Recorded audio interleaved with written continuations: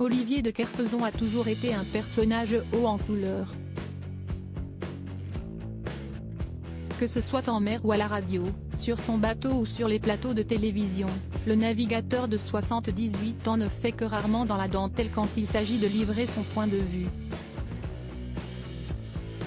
Mais toujours avec une aisance et une élégance rares, qui lui ont également permis d'avoir une carrière remarquée en tant qu'auteur.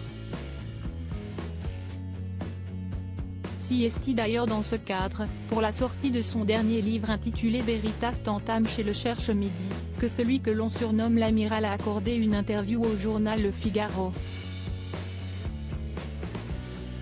Un entretien au cours duquel on retrouve tout ce qui a fait le sens du personnage Olivier de Kersauzon depuis des décennies, des avis tranchés, une misanthropie aiguë mais pertinente, et toujours du bon verbe.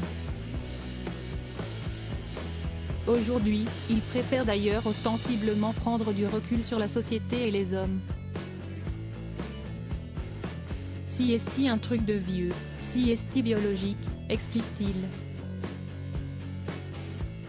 À partir du moment où on sait qu'il n'y en a plus pour longtemps, on s'en fout d'à peu près tout, et on a un regard excessivement détendu sur plein de choses, reconnaît-il. On n'est plus victime de ses émotions. Une carrière brillante. Il faut dire que le navigateur, qui a surmonté l'épreuve d'un cancer du poumon, en a vu d'autres au cours de son long parcours. Et même s'il se fout de tout, il est entré à l'Académie de Marine en octobre dernier. Une reconnaissance qu'il juge comme une vraie bonne surprise.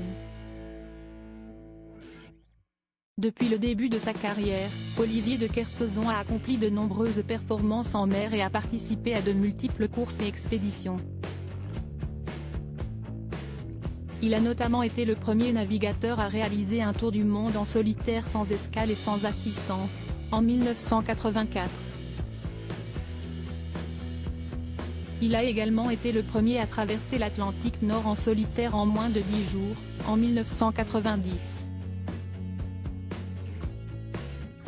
En parallèle de ses performances en mer, Olivier de Kersauzon a aussi publié plusieurs livres sur ses voyages et sur l'océan.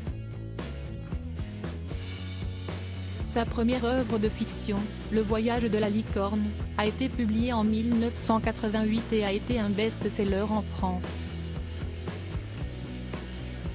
Depuis, il a publié de nombreux autres romans, tels que La mer et l'homme, 1998, ou Le Grand Voyage, 2007.